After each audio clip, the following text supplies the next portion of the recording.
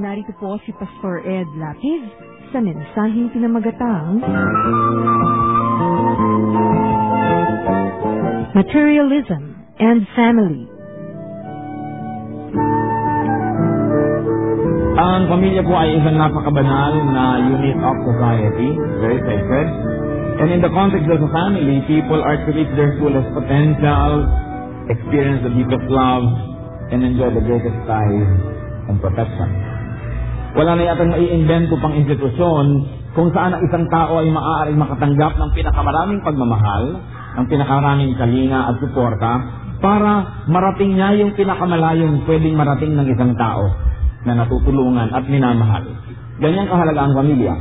At tayo mga Pilipinos, lalo na ay higit lalong pinagpala sa ibang mga lahi sapagkat sa atin ang pamilya noon hanggang ngayon ay nananatiling napaka-tibay at napakahalaga. Subalit hindi maaaring ipagpabaya sapagkat hindi ko magiging matibay noong unang mga panahon ay patuloy na magiging matibay kung hindi natin aalagaan at hindi natin ito bibigyan ng halaga. The family as God's institution to effect this desirable situation in a person's fullest development is under attack from the evil one. Alam niyo naman na ang tao ang crowning glory ng creation ng Diyos, kaya ang tao ang number one ina-attack ni Satanas sa kanyang warfare with God. Kumbaga, kalaban kita, hindi kita kaya, ang kakayanin ko yung mga anak-anak mo at mga tinatangkilik mo para kita saktan. Kaya sa pakikipaglaban ni Satanas sa Diyos, tayo yung mga tao na crowning glory niya ang kanyang number one na laging inaagaw. Sapagkat sa totoo, kung meron pong magkalaban at pagkatapos yung anak ng isang kalaban ay kumampi dun sa kalaban, napakasakit yun para sa magulang niya. Kaya para sa mga anak ng Diyos na nakikihalubilo, nakikiisa sa gawain ni Satanas, ito ay masakit sa puso ng ating Panginoon. Sapagkat ang tanging dapat nating lugar ay yun lamang halimbawa na sa panig ng Diyos. Napakaraming attack ng Satanas sa church at lalong-lalo sa pamilya. Kaya nga po ito ay ating ilalapit sa Panginoon. Tayo po ay muling manalangin, ang manaming Diyos. Nagpapasalamat kami sa aming fellowship. Nagpapasalamat po kami sa iyong kabutihan at sa patuloy na pagkilos niya. Hinihiling namin, kayo po ang maging tagapagsalita. Kami nagkatipon-tipon upang dinggin, walang iba kundi kayo. At nawa, Panginoon, ang inyong kaluwalhatian ay bumaba sa aming kalagitnaan at kami inyong basbasan at maitaas namin ang iyong pangalan. Sa ngalan ni Jesus, tinatanggihan namin ang mga gawa ng kaaway, ang mga panlilinlang, ang mga kasinungalingan, at tanging tinatanggap namin ang iyong kabutihan, ang iyong katotohanan na kapagpapalaya. Mangusap nga po kayo ng malaya, O Diyos. And in Jesus' name, we reject, rebuke, and drive away any attempt of evil spirits to be present. At aming dalangin, Panginoon, sa pag-uwi ng lahat, narinig na namin ang gusto mong marinig namin, at ang lahat ng itong magkaroon ng bunga sa aming buhay. Mangusap po kayo ng kapangyarihan. We give you, Lord, all the free hand to work in our midst. We submit to your will, and we ask you that your will be done. Thank you, Father, for hearing in Jesus' mighty name. Ano po ba yung mga forms of materialism sa pamilya? Paano natin masasabing ang pamilya naman na ito ay nagigiyatan materialistic? Magiging masyadong umiibig sa mga bagay. Unang-una, bagamat hindi natin kayang pag-usapan lahat, pero yung pinaka-common na dapat nating bantayan, agawan sa mana. Siguro hindi yan bago sa inyong pandinig. Ang mga lolo natin, mga nanay, mga tiya, tiyo, pinsan, nag-aagaw-agawan sa mana. Kahit ibang piano na hindi na pwede pakinabangan tungtungan ng baka sa baka, pinag-aagawan. Pero hindi naman natin na-invento yung kasalanan na yan. Nung araw pa, sa katunayan, sa Genesis 25:29-31, once when Jacob was cooking some stew, Esau came in from the open country, famished. He said to Jacob, "Quick, let me have some of the red stew. I'm famished." Jacob replied, "First, sell me your birthright." Nung pa man, nandun na. Nagugutom yung kapatid, gustong kumain. Nagluto itong isa, tatapahanin kita, pero akin na muna ang iyong birthright. Ang lahat ng mga karapatan mong mamanahin sa ating ama, akong kukuha. Gutom na yung tao, wala nang siya. Sabi, ano man naman na ibigay ko sa'yo, kasi kung hindi ako kakain din, mamamatay din ako, mapupunta na yan sa'yo. O sige, sa'yo na, at akin na lang yung isang bowl na yan. ng niluto mo. Nagagawa na sa mana. Isa po yan. Mas maraming minamana, mas gumugulo. Lalong-lalo ang sumpa sa lupa. Nung sumpa yata ang lupa, mula yata yan ay matigisan ng dugo ng nananahimik na si Cain. Sapagkat nakita nyo, ang pamilya, yan ang pinag-aagaw-agawan, walang katapusang bakbakan, lupa. Pinagpipilitan natin maangkin, subalit namatay na lang tayo at lahat at naging lupa na rin tayo, nandun pa rin yung lupa, wala na tayo. Ano ba naman yung lupa? Pero, nawa naman na hindi nangyayari sa inyong pamilya, pero kung nangyayari, alam nyo hindi kong sabihin. Mga magkakapatid, magpipinsan, generation to generation, magkakagalit, hindi nag-uusap dahil sa lupa. Kung minsan, ang mga congregation din, nag-aagaw-agawan ng mga lupa. Di ba? Mga taong agawan ng mga property. Sapagkat akala mo ito na lang ang pinakamahalaga para hindi na tayo mabubuhay pag nawala yon. Isa pa, agawan sa magagandang bagay. Huwag na po natin pag-usapan yung malalaking bagay. Sa maliliit na lang, makita na natin kung merong materialismo sa ating sariling pamilya. Halimbawa, sa magkakapatid, sa hapagkainan, agawan, sa tiyan ng bangus. Pag huli kang napaupo sa iyo ang likod, o buntot, kung yung bangus pag-aagawan ng tiyan, sa palagay nyo ang piano hindi pag-aagawan. Ang bahay, ang lupa, hindi pag-aagawan. Doon pa lang sa maliit na bagay. Tinitingnan na natin ating sarili na nanalamin na tayo, nang nalalaman natin kung materialistic tayo. Hindi man makain ko na lang lahat yung gusto ko, bahala na yung iba, wala na silang makain. Pagka may pinya, may mauutak sa mga pamilya. Ang kinakain yung puno, yung madilawat na tamis. Yung dulo na namumutla, sa iba na yan, yung mga medyo mahihina ang kamao o nahuli. Pinya pa lang. Inilalabas na natin ang natural. Ano pa kung malalaking bagay? Pag kami tinolang manok, agawan sa mga pitso. Pag pritong manok, agawan sa pakpak at saka mga hita. Wala nang may gusto ng mga leeg. Nag-aagawan sa pisingin ng mangga. Kaya yung mahina, sa kanya napupunta yung buto. Dahil naagaw na yung pisngi. Merong magbiyanan. Babaeng biyanan, babaeng manugang, nag-aagawan sa sweldo ng taong nasa abroad. O siraan niya ng siraan, ang nanay mo naman, ganyan-ganyan, yung nanay naman, ako, yung asawa mo, bla bla bla bla bla bla, para yung gusto ko makascore, para yung sweldo ng nasa abroad sa kabila mapunta. Kaya maraming mga magbiyanan, may hidwaan. Kasi nag-aagawan. Paggamit ng kotse, kung mayroong kotse, nagkakagalit ang mga magkakapatid ng mga teenager o mga binata. Sa TV, sino ang masusunod ko, anong channel, ang panonooran ngayong araw na ito, etc., etc. Naku, hindi na natin kailangan lumayo. Palagay ko, lahat tayo tinamaan na. At kung tinamaan na tayong lahat, pwede na tayo magtuloy.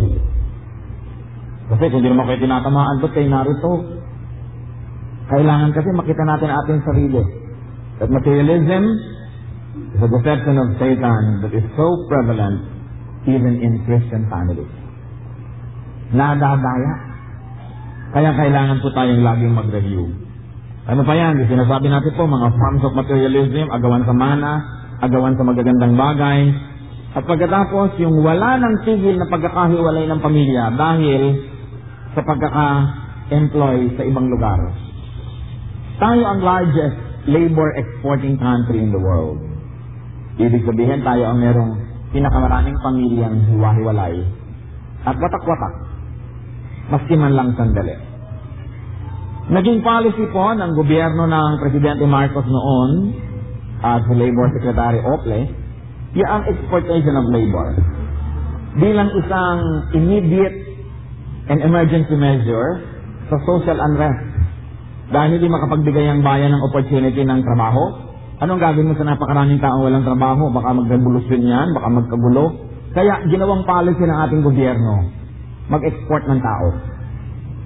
Naituloy yan ng lahat ng mga succeeding administration simula noon. Ano ang bunga? Nagbabayad tayo ng mahal. Kasi paano ba yan? Hindi po natin ginajudge yung mga nag-a-abroad dahil kailangan to survive. Pero mag-a-abroad lang naman yan. Una, para magbayad ng utang. Sabi, mag-a-abroad muna ako na makabayad-bayad tayo sa utang. Pagka mga 1-2 taon na doon, nawili na, o sige, dadagdagan pa natin para naman medyo makabili tayo ng mga gusto natin. At pagkatapos noon, o kailangan bumili tayo ng lupa sa kung saan subdivision na ubod ng layo. At pagkatapos noon, ano na naman ang gagawin? Siyempre, pag nagkalupa, kailangan patayuan ng bahay. O di patatayuan naman ng bahay. Ang bahay ngayon, siyempre, kailangan lagyan ng mga muebles. At dahil nasa dulo ng mundo ang biniling bahay, siyempre, kailangan bumili ng kotse. At pag natapos ang lahat ng iyon, ang mga batang iniwan na kaliliit, magkokolehiyo na. Lalo namang hindi na makakauwi nag-abroad. Kailan pa kayo uuwi? Kaya kadalasan, umuwi na lang tayo pag may burol at libing. So, nagkakawatak-watak yung pamilya. Ano pong ibig natin sabihin dyan? There is also deception. Dapat ang mag-asawa, nag-uusap kung hanggang saan yung sapat. O sige, maghihiwalay muna tayo. Let's say 2 taon, 3 taon, 4, 5. Pero huwag naman 12, 18, 16. Pwede lumaki na yung mga bata. Hindi nakilala yung ama o ina kung sino man yung nasa abroad. Ang tingin na lang nila doon, provider. Hindi na talaga magulang. So you feel na pag uwi nyo, mag-aasawa na yung mga anak nyo, bubukod na. Hindi nyo na nakasama kahit kailan. Pero ito ang totoo. Hindi natatapos ang pangangailangan at hindi na uubos ang gagastahan. Pero kahit naman anong isipin natin, yung abroad din ng abroad, yung hindi nag-abroad na binabalikan dito taon-taon, buhay din naman lahat, matataba pa nga. There is deception. And also, ano pa po ba ang mga forms of materialism? Deception for monetary gain. Nagdadayaan. Mga asawang lalaki na hindi talaga naman isinusulit sa asawang babae ang buong sweldo. May mga hidden wealth. Mga babae din naman na ikinukubli sa asawang lalaki ang mga lihim nilang inaabot sa kanilang mga kamag-anak. Nagdadayaan ang mag-asawa. Pera ang pinagdadayaan. Marami pa po yan. Sometimes mga destructive meddling of parents sa mga love life ng anak. Ayaw mo yung kanyang nobyo dahil mahirap. Ayaw mo yung nobyo dahil ganito, dahil ganyan. So marami kumisan na ginagawa ang mga magulang na panghihimasok sa napaka-private na love life ng kanilang mga anak.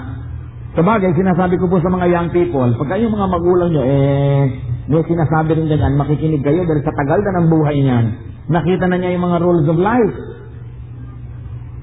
Pag binibiro ko nga ang mga pamangkin kong dalaga, naku mga anak, pag may hahatid-hatid na binata, nahulog na ba loob mo dyan? Naku, hindi po po, uncle. Habang hindi pa nahuhulog, tingnan mo naman kung may mana. Baka naman, ubod din ang hirap katulad natin yan. Mahihirapan ka naman. Total, hindi ka pa umiibig, tabla-tabla pa yan, at itili pa hanggang hindi pa nahuhulog ang loob mo. Of course, it's meant to be a joke, but there's some truth in it in many parents' points of view. Na ayaw nila yung mga bata sobrang mahirapan. Kaya alam niyo naman, pag umibig na. Kaya tinitingnan natin yan. Baka naman sobra tayo kung isang nangihimasok sa ganyang mga choices ng ating mga anak dahil ang pinaroroonan lang natin ay pera. Meron pa mga moral compromises for money. Meron po isang dalagitan na lumapit sa akin at talaga namang hindi mapigil ang luha. Anong dahilan? Yung nanay niya, gusto siyang gawing hostess. Yung nanay niya, gusto siyang ibenta sa mga Arabong turista. Sabi, Pastor, susundin ko pa po ba? Dahil sabi ng Bible, obey your parents. So, obey your parents in the Lord. Hindi na yata sa Lord yung inuutos niya, pwede mo nang hindi sundin. Dahil sumusunod ka sa Kanya habang sumusunod ka sa Diyos. Pero kung sumusunod ka kay Satanas, kamalian namang sundin pa. Pero sa lahat ng bagay na hindi naman napapahamak ang iyong kaluluwa, maging masunurin ka. Pero sa area na yan, gusto kanyang gawing prostitute. Of course not. Ano pa po? Kumisan ang pamilya, teamwork sa paggawa ng mali dahil lang sa pera.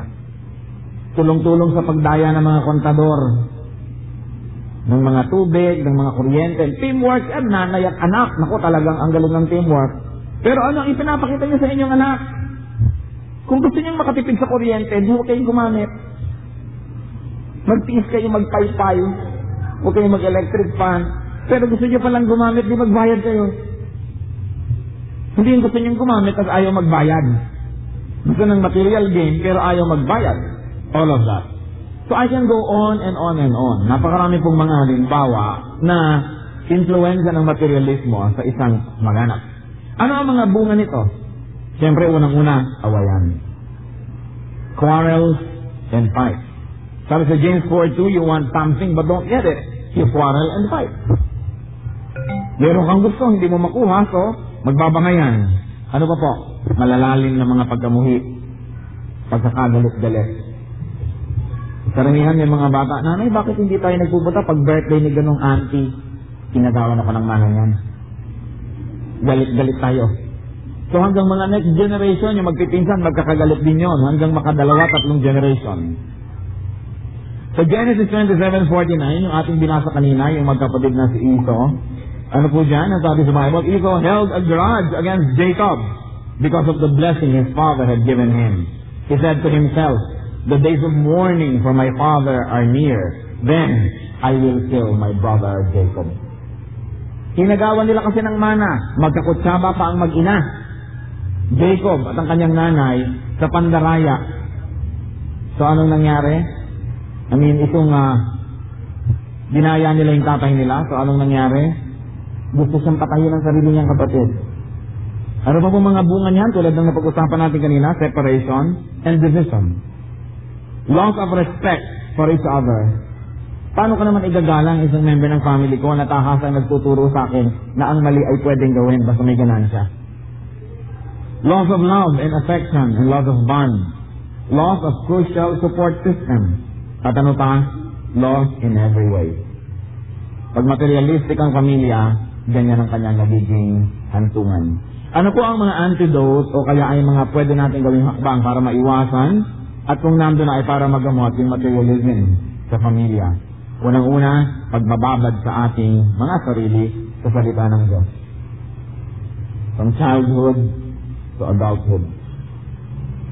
Kaya ang bilin ng Diyos sa Deuteronomy 6:6-9, this commandment that I give you today are to be upon your heart. Impress them on your children. Talk about them when you sit at home and when you walk along the road, and when you lie down and when you get up. Tie them as symbols on your hands and bind them on your forehead. Write them on the door frames of your houses and on your gates. Napaka-higpit ng bilin. Ito daw mga ibiniligin ng Diyos ng mga salita niya, isulat saan mang dako, itali sa noo, sa kamay, sa lahat, at makita sa pinto, tumayo at humiga, maglakad o magpahinga. Yan ang pag-usapan ng mga magulang at mga anak. Kailangan itanim ng malalim sa isip ng bawat isa. And of course, Proverbs 22:6 is clear. Train a child in the way he should go, and when he is old, he will not turn from it. At merong advantage yung mga ganitong mga congregation tulad ng ating katedral na matandang church na. It is very possible for many of our elders now na bata pa na sa church na. Hindi katulad ng mga batang-batang congregation na noon lang generation na yun nagkaroon ng salvation. Therefore, mas malaki ang posibilidad na maging totoo ito sa buhay natin kaysa sa buhay ng mga ibang Christians who are members of just very, very new congregations. Pero kadalasan na nakakalungkot kung sino pa yung matagal na siyang namanhid sa salita ng Diyos. Para bang paa na sobrang napakaskas nagkakalyo, hindi na nakakaramdam. Kaya kung yung mga bagong-bagong mga batang-batang manananampalataya have to be born again, ano naman ang kailangan sa mga dati na kailangan magka-revival, kailangan magising muli yung espiritu, sapagkat yung church going, pwede din maging habit na lang. Ba't ka nasa church? Kasi linggo. Pero ang dibdib ay wala, ang puso ay wala, lumilipad ang utak, at kung nandun man ang isip, naghahanap ng maipipintas o mairereklamo, so paano tayo mabe-bless? But it's important to renew our first love in the Lord.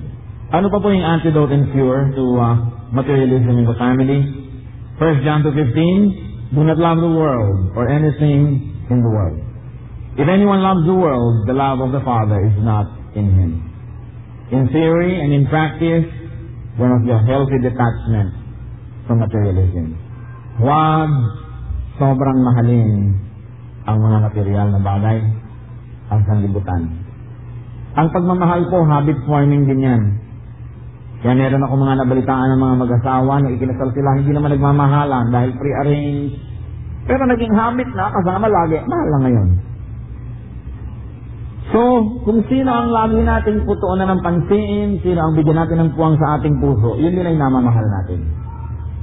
Kaya hindi dapat masyadong bigyan ng diin ang ganitong mga bagay. At isa sa mga paraan yan, of course, is contentment. Matuto tayong maging kontento.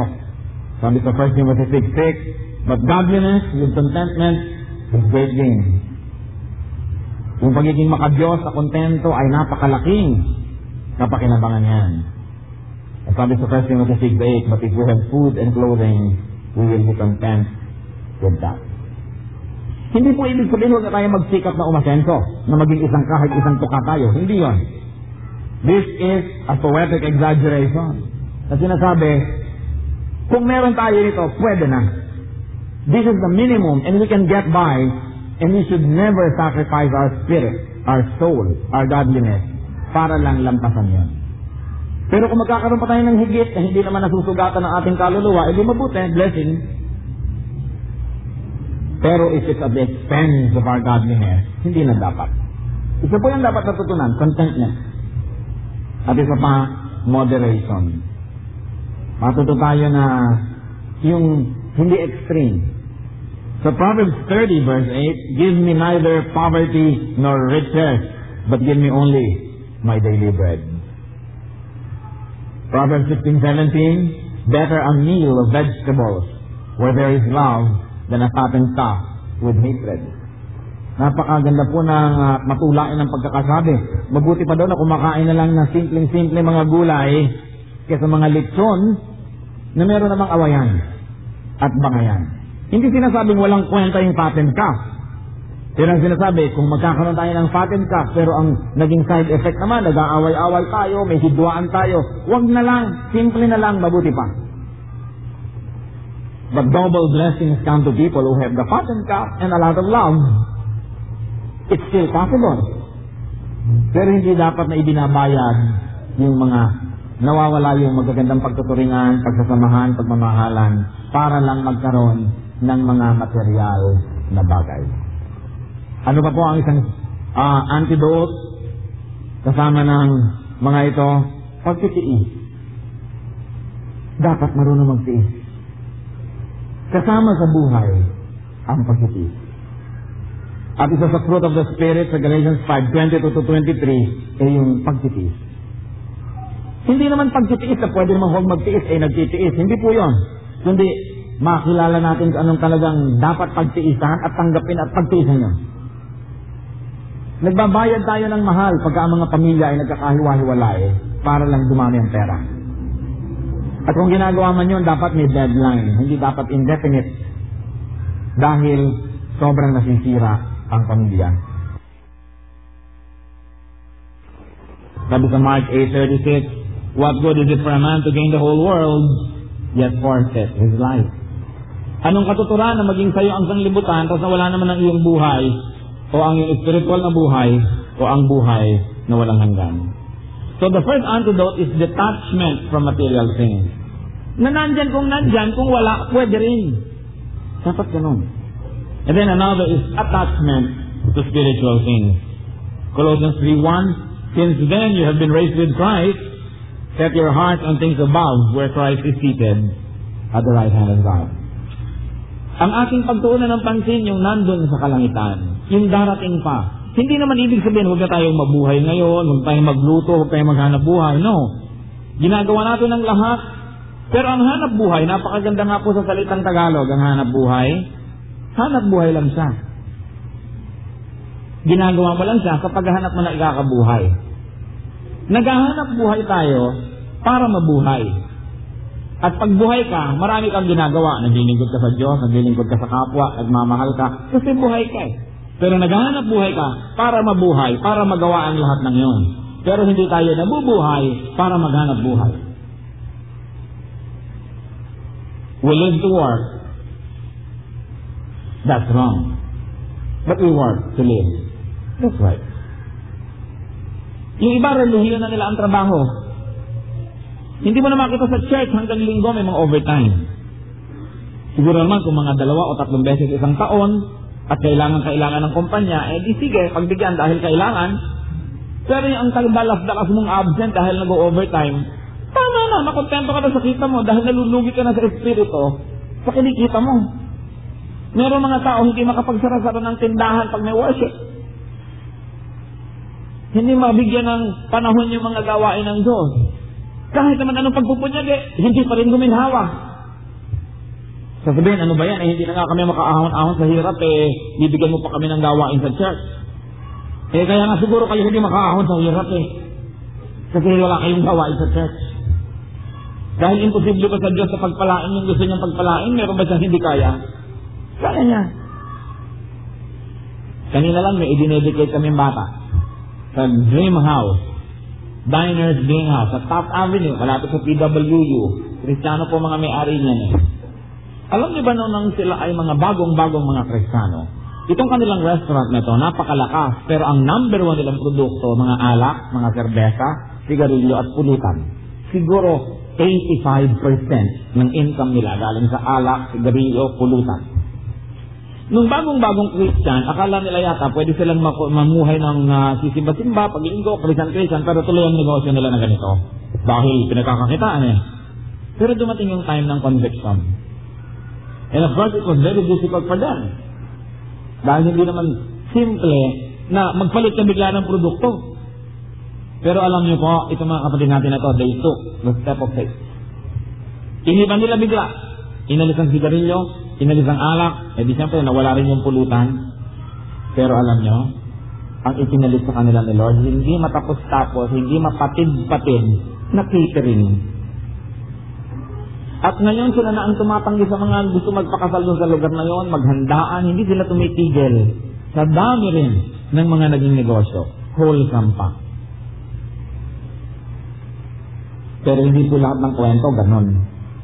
Hindi ko sumunod kayo sa Diyos ay biglangan, dadami ang pera ninyo. Merong hindi. At merong matagal. Pero sa hindi man o sa matagal man, hindi dapat pagsisihan ang paggawa ng tama. Hindi tayo dapat sabihin, ay tama talaga ang ginawa ko kasi ang naging ending, dumami yung pera. Kahit hindi dumami ang pera nyo, ang pagtigil ng pagsisinda ng sigarilyo at alak ay tama at hindi dapat pagsisihan. Palitan man ng Diyos o hindi ng ibang income. Kasi masama naman tayo mangako, itigil nyo yan at yayaman kayo na hindi naman pangako yun ng Diyos. Pero tayo nabubuhay sa gitna, sa kalagitnaan ng kalooban ng Diyos, lalo tayong malapit sa kanyang grasya. Detached from materialism and attached to spirituality.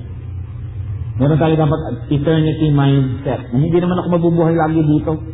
90, 100, 110 years lang siguro ako dito. Tapos uuwi na ako sa Diyos. Dapat hindi natin kinakalimutan yon. Na dapat habang tayo narito, maging totoo sa buhay natin yung mga ideya na nasa mga verses sa Bible. So that is attachment. Mahalaga rin naman, meron na namang detachment. Alam niyo po ba tayo, we are defined by our attachment and detachment. Diba, pag may tao, sino ba asawa niyan? Kaninong anak ba yan? Sino bang magulang yan? All attachment. Saan church ka? So nalalaman mo halos more or less kung ano yung pagkatao doon sa mga attachment. Kaya nga sabi nila, although hindi 100%, pero merong truth, tell me who your friends are and I will tell you who you are. So, kailangan naka-attach tayo sa heaven, heavenly things, naka-detach naman sa maraming mga worldly things. At ang isang-isa na dyan, advertising.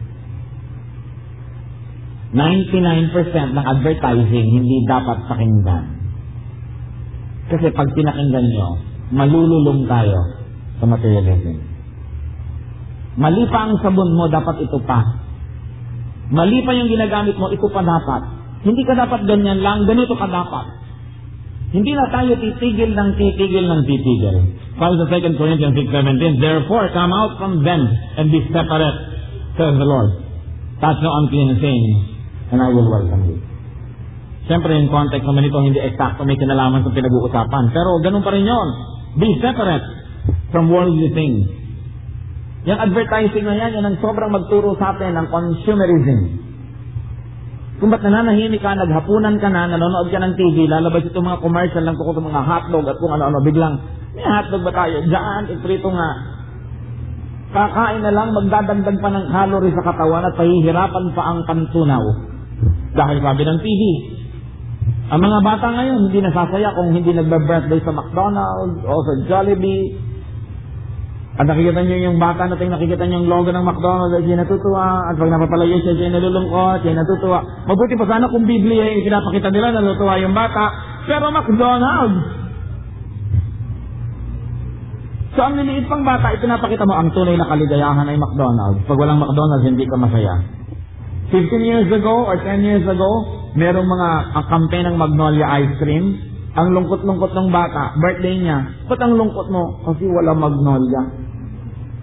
Ano ba yung Magnolia na yan? Yung marami sa inyong tumanda na sa chest na ito. Anong Magnolia ng birthday niyo? Ngayon, pinapauso nila ngayon kasi sobrang materialism. Lahat na. At ang mga ina-addressa ng mga advertisement, napapansin niyo, mga bata. Kadalasan. Kasi ang bata ang hindi katitigilan eh. Hanggang di mo pinagbibigyan, ayaw tumigil ng kangangal-ngal. O kaya dahil mahal mo, nabablockmail ka, sige na nga, pagbibigyan na natin, gagawin na natin. At alam niyo kung ba't bata rin ang ina-addressa ng maraming advertisement? Kasi yung bata, wala pang muang, wala pa siyang karunungan para mag-reject, para sumala, para mag-screen ng mensaheng papaniwalaan at hindi. Tanggap lang ng tanggap. Kaya ngayon, talaga naman, di po ba?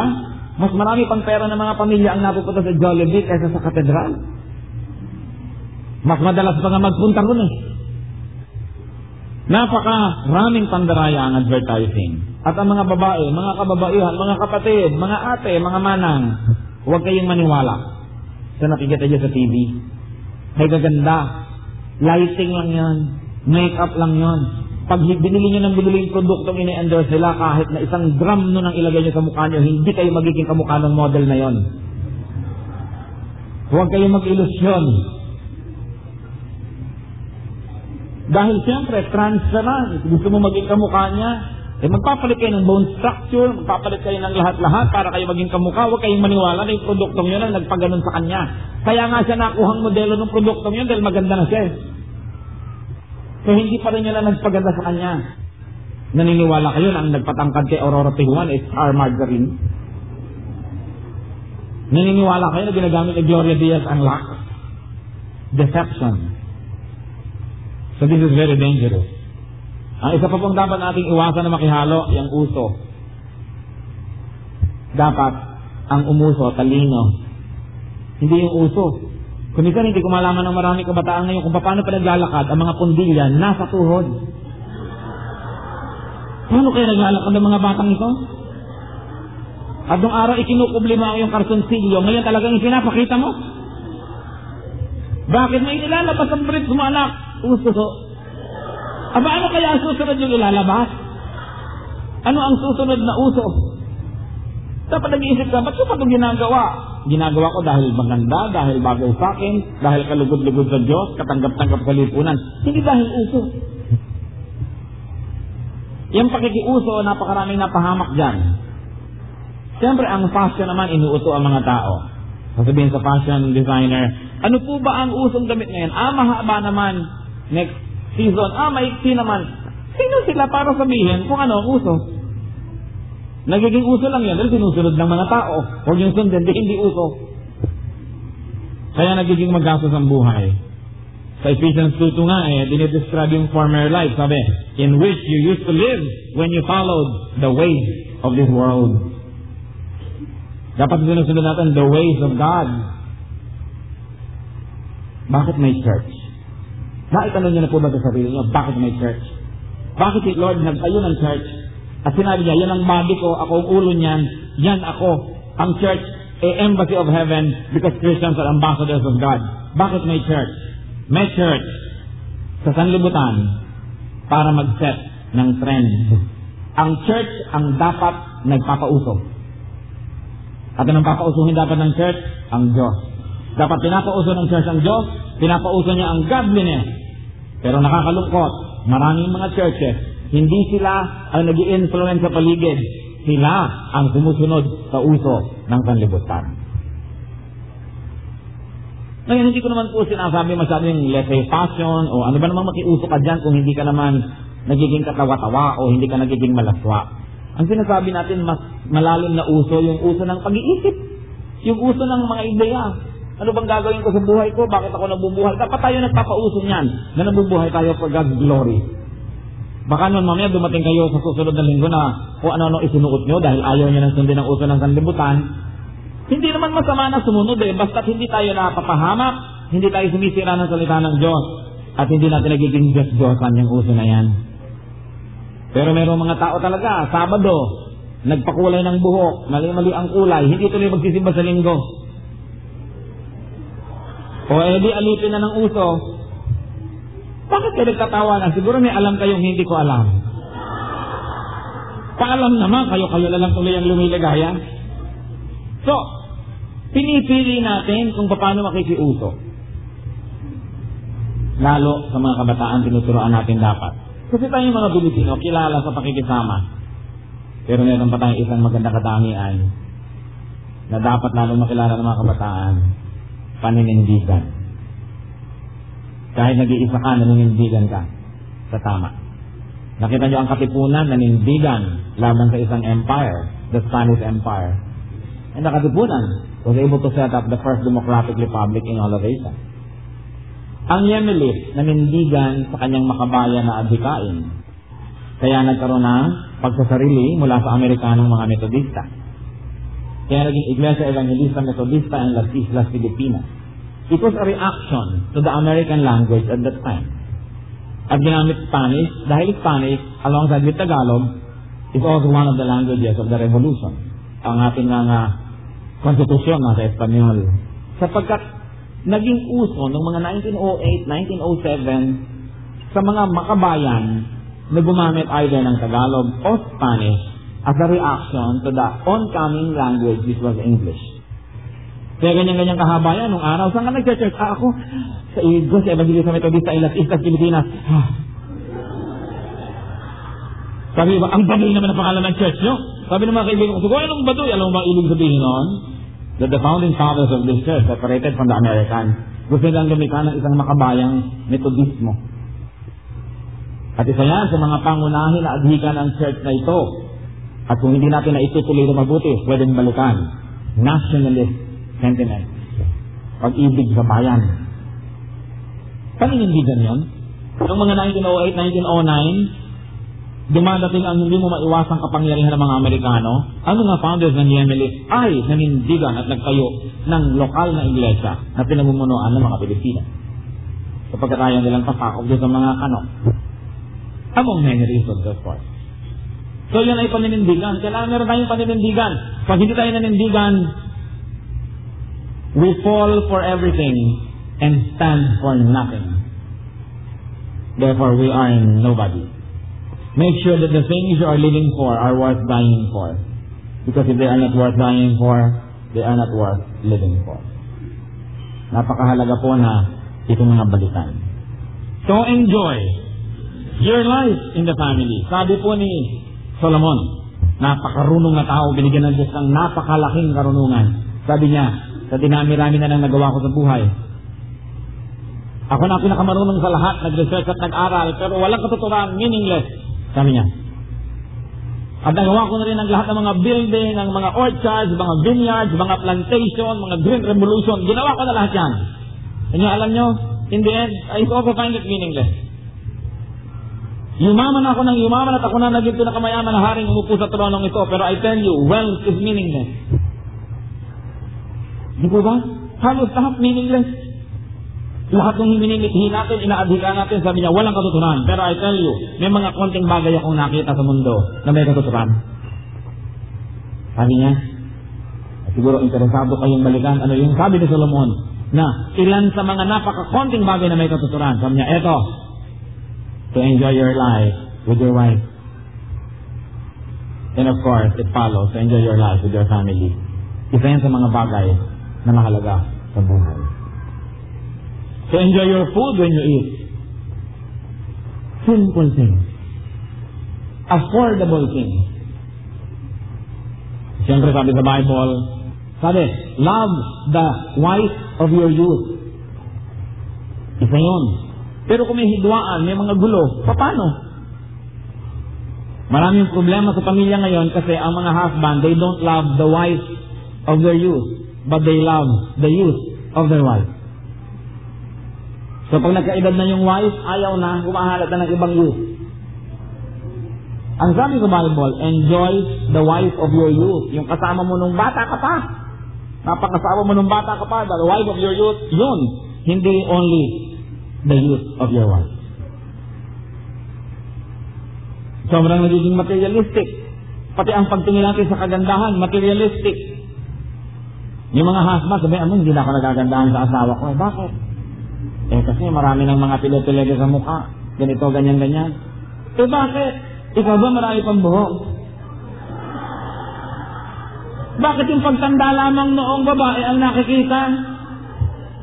Kaya kakilakilabot yung mga nakakalbunat at yung mga kasamang mga teenager at mga babae, yun ang wala sa lugar. At tumanda man yan, mga husband, sigurado kayo dahilan. Bakit tumanda ang inyong asawa? Alam nga namang iba? Ang dahilan. So kasama yun. The beauty of a person is not only measured in terms of material look, kundi yung kanyang pagkatao, yung kanyang budhi, yung kanyang kalooban. Pero sobrang nagiging premium yung physical. Kaya naliligaw ang marami. Nawa, hindi ito totoo sa atin ng mga Kristiyano. Pero kung tayo realistic, alam nyo, sa iba't ibang mga bugso at sa iba't ibang mga anta, totoo yun. Pati tayo, sobrang nagagala ng sanlibutan. Tuloy, napakaraming mga babae ang nagkakaedad na na-oppress. Opera dito, opera doon, kung ano nang ginagawa. To defy the force of gravity. Wala magwawagi siyempre ang gravity, babagsak ang lahat. Habang nagkakaedad, gravity yun eh. Natural lang. Hindi baling tumatanda ang itsura, basta may pinagkakatandaan tayo. May accomplishment ang ating pagtanda, nakapagpalaki kayo ng mga anak, nagsama kayo mag-asawa ng magandang pasunuran, trophy ang mga bawat mga kung ano-anong nakalagay sa mukha natin mga pilege. Siyempre kasi tandang-tanda pa ng asawa nyo, nung kayo'y pinitas niya, ay para kayong mga ubas. Subalit ngayon, ano't parang mga kampoy. Siyempre, ganun ang buhay. So ang kagandahan, nagpapalit ng meaning, hindi lang physical. Nagiging napakaganda ng kanyang kalooban, maganda ang kanyang ugali. Mahalaga po mga bagay na yan. So the family is meant for rest, for trust, for love, for cooperation, and for giving. But materialism can destroy it. All of it. Yung mga magulang na hindi magkaroon ng oras kasama ang anak, huwag niyong bayaran sa dami ng baon. Hindi pwedeng ibayad yun. Kailangan magkaroon tayo ng panahon. At yung mga anak naman, na ang mga magulang nyo nagsisikap na maghanap buhay, unawain ninyo. Hindi ko mawala sila kung ano na ng mga kabalbalan ng gagawin ng mga kabataan. Wala na nga ang magulang nyo, hindi na kayo nababantayan, hindi nyo pababantayan ang sarili nyo. Hindi kayo lugi sa dulo niyan. Mas hindi kayo nababantayan, mas dapat yung bantayan ng sarili nyo. Dahil hindi na kayo nababantayan, hindi pa kayo magbabantayan ng sarili. Doble ang lugi niya. We've got to consider all these things. Kasi ngayon, mahirap mag-survive kung hindi pareho nagtatrabaho. Lahat bumibilis. Masyadong magastos ang buhay. So, hindi ko na po ito papakahabaan. Kalagay ko naman, wala naman ako nasabing bago. Alam na natin lahat yan. Maganda lang, nababalik-balikan. Nasasariwa natin. Pero tayo po yumuko sa Panginoon, tayo mananalangin. Ama naming Diyos, sa mga bulay-bulayan namin, ang lahat ng ito inaalay namin sa iyo, na maging tungtungan ng iyong paa at mataas ka sa aming buhay. Dalangin din namin ito, Panginoon, maging springboard of your action in our lives. Na sa pamamagitan ng mga ito, Panginoon, magkaroon naman kami ng pagkakaunawang lalong malalim sa aming kalagayan. Na mahalaga ang mga material na bagay, subalit hindi itong pinakamahalaga sa lahat. Ituro mo po sa amin, Lord, in sense of proportion. Malaman kung alin ang tama na, kung kailan pwedeng tumigil, at kung kailan pwedeng may mga bagay sa aming buhay pamilya na hindi pwedeng pabayaan ng dahil lang sa pera. Teach us, Father, to recognize aspects of our family life that cannot be compromised for the sake of money. Give us this wisdom so that we may not be eaten up and gobbled up by this materialistic world. At ang aking dalangin sa mga kapatiran sa dakong ito, iba yung karunungan at lalim ng pananampalataya pa ang ipagkaloob mo sa bawat isa, at nang sa gayon, sa aming pamumuhay, makilala namin ang mga pandaraya ng kaaway. Maiwasan, maiwaksi, maialis sa aming pamumuhay, at ang maipalit namin, Panginoon, karunungan sa inyong nagmumula. Palayain niyo kami sa lahat ng pagpapahirap, pandaraya ng kaaway. At nawa, Panginoon, sa kalayaan ito, lalo kami makapaglingkod sa iyo. Sa aming dalangin sa pangalan ng Panginoon Jesus.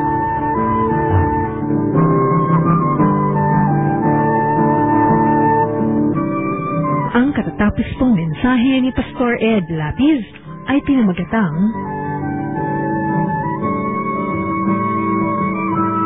Materialism and Family.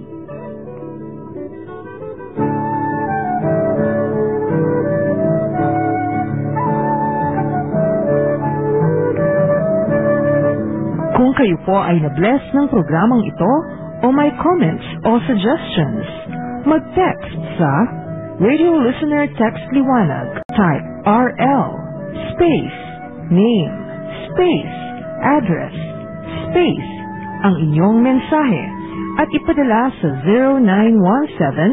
0917-549-2624.